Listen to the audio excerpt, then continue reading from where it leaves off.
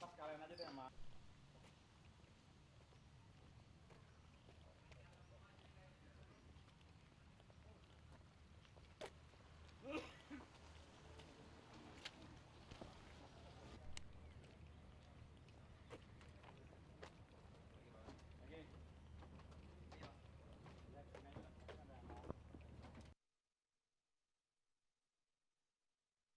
Dalam pernyataannya, Sekretaris Kabinet Dipo Alam mengatakan, media massa yang secara sistematis memberitakan keburukan pemerintah dinilai bisa menimbulkan kesalahpahaman di masyarakat. Karena itu, Dipo menyerukan pemboikotan terhadap media yang bersangkutan. Boikot akan dilakukan sehari setelah memberi pernyataan yang kontroversial itu. Dipo Alam langsung memberikan klarifikasi. Menurutnya, media yang akan diboikot hanya media yang menjelek-jelekkan pemerintah, bukan media yang kritis terhadap pemerintah. Saya tidak mengatakan mengkritik pemerintah, tapi menjelek-jelekkan pemerintah. Jadi beda antara kritik dan menjelek-jelekan. Karena kalau menjelek-jelekan itu sudah ada tendensi mengungkit atau meningkatkan kebencian, dan juga ada sesuatu yang bisa tujuannya tidak murni dalam pemberitaan. Tapi sekarang kalau saya kritik media yang punya kekuasaan, kenapa enggak? Kenapa saya harus takut? Dibawa ke Dewan Pers juga saya siap, gitu, seandainya dianggap. Tapi juga terukur lah mereka. Mereka bilang supaya saya terukur ngomong. Saya juga minta media terukur ngomong.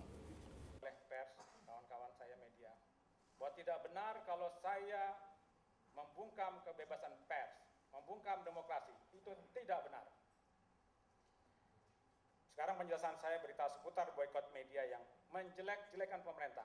Saya tidak mengatakan mengkritik pemerintah. Menjelek-jelekan pemerintah berbeda dengan kritik terhadap pemerintah. Saya terima kritik pemerintah. Pemerintah menerima pasti kritik dari siapapun. Kita tidak alergi dalam masalah kritik. Pertama, kenapa asalnya karena ada 3 pertanyaan utama, yaitu satu tentang masalah boikot media, yang kedua masalah ungkapan saya mengenai gagak hitam dan mata kalung, nanti saya jelaskan yang kedua.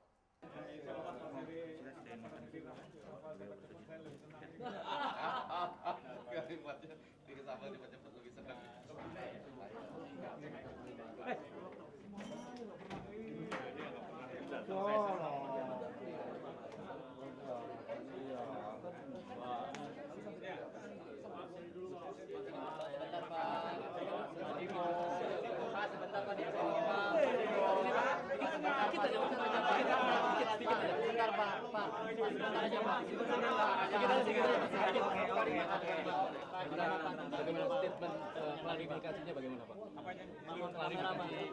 Statement dari Bapak. Nah, saya sudah bilang jali-jali sampai di sini. Ya udah, itu aja. Siap di mediasi gimana Pak? Ya, di mediasi saya senang dong. Kenapa enggak? Kan ada miskomunikasi ya. Cukup. Kan saya mau mengemukakan. Pak, harapan Pak.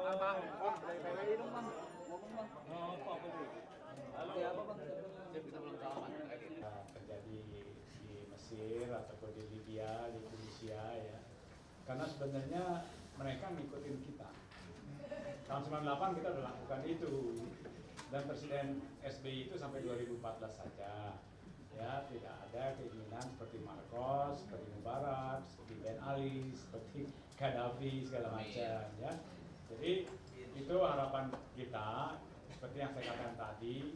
Ini yang saya ditanya oleh investor gitu. Dan saya tentunya mengatakan tidak begitu, tapi sayang tadi saya sudah kemukakan dan kita tidak perlu ulang lagi.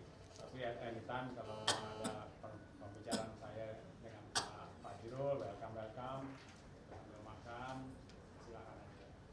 Tapi saya mengharapkan tidak seperti itu, mudah-mudahan, karena ini kita menginginkan Indonesia ini memang tetap maju, bahwa kita harus kritis, saya sangat setuju. Demikian kalau saya dikasih kesempatan, terima kasih Pak Moderator, terima kasih Dewan Pers.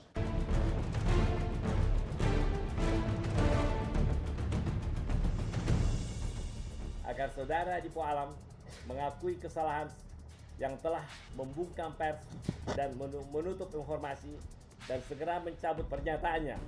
Manakala somasi kami ini tidak dipenuhi dalam waktu 3 kali 24 jam, maka kami akan melakukan upaya hukum menurut ketentuan yang berlaku.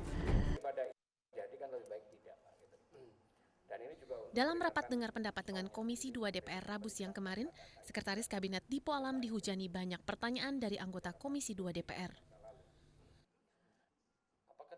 Komisi 2 DPR menyayangkan pernyataan Dipo Alam untuk memboikot 3 media karena dianggap menjelekkan pemerintah.